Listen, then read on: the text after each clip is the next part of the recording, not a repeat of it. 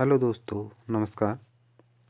मैं आज आप लोगों के लिए एक और नया अपडेट लेके आया हूँ।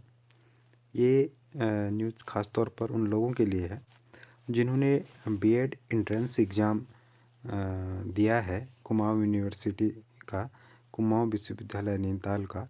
ये एंट्रेंस एग्ज़ाम बीएड पाठ्यक्रम में प्रवेश के लिए लिया जाता है और कुमाऊँ विश्वविद्यालय कुमाऊँ यूनिवर्सिटी ने इसके लिए जो संस्था जो आपका महाविद्यालय या जो परिसर आवंटित करने हैं जिनमें मेरिट के आधार पर एडमिशन प्रक्रिया चालू की जाएगी, उसके लिए काउंसलिंग डेट इन्होंने जो है आज कुमाऊँ विश्वविद्यालय नैनीताल के द्वारा जारी कर दी गई है।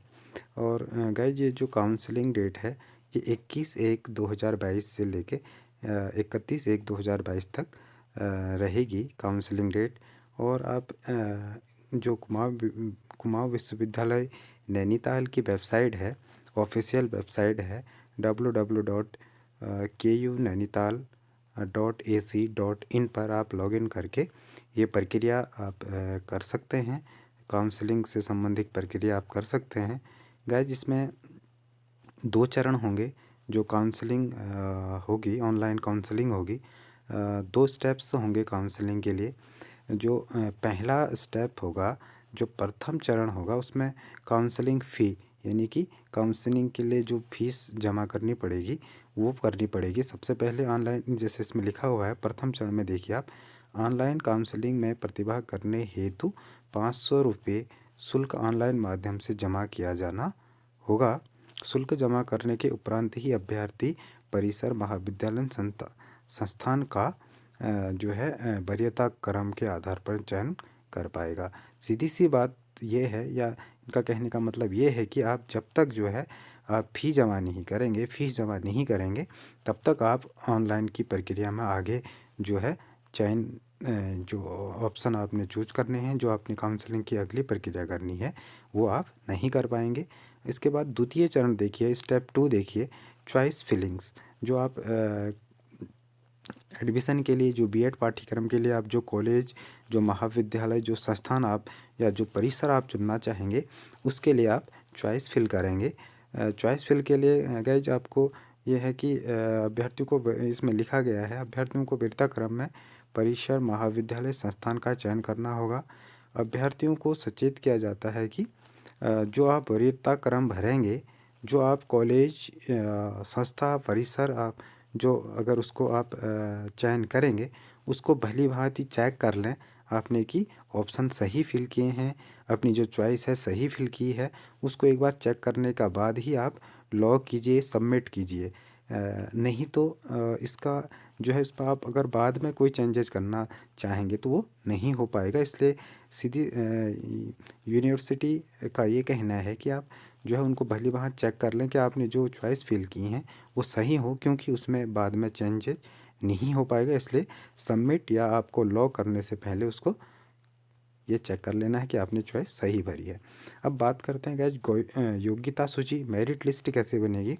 मेरिट लिस्ट सीधे आपके जो लिखित परीक्षा हुई है उसके प्राप्तांक को प्लस अधिमान जो अंक हैं, वेटेज जो दिया जाएगा, जैसे एनएसएस है, एनसीसी है, या अन्य जो एक्समैन है, जिसको भी जिस हिसाब से भी वेटेज के मार्क्स जो भी हैं, आपके लिखित परीक्षा जो एंट्रेंस एग्ज़ाम हुआ है, जो प्रवेश परीक्षा हुई है, उसके प्राप्तांक प्लस वेटेज, उसको मिला के आपकी मेरिट लिस्ट तैयार की जाएगी।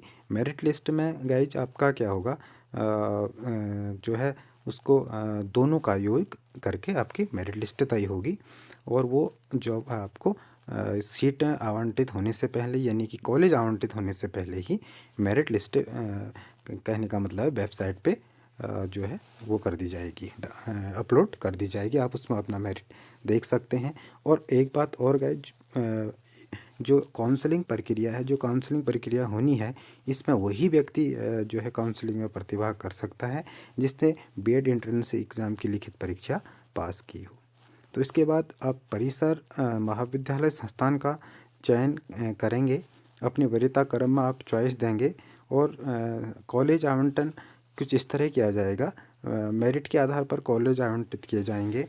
आपकी पहली चॉइस जैसे पहली चॉइस आपकी कोई कॉलेज है, उसमें सीट रिक्त होने पर ही आपको वो कॉलेज मिलेगा, अन्यथा उसके बाद आपका दूसरा जो वरीयता क्रम आपने दूसरा कॉलेज या जो दूसरा परिसर भरा होगा उसके बाद वो आपको दिया जाएगा। इस तरीके से मेरिट के आधार पर आपको आपकी चॉइस के हिसाब से वो परिसर या वो कैंपस आपको आवंटित किया जाएगा। इसके बाद आपको कॉल लेटर से सूचित किया जाएगा।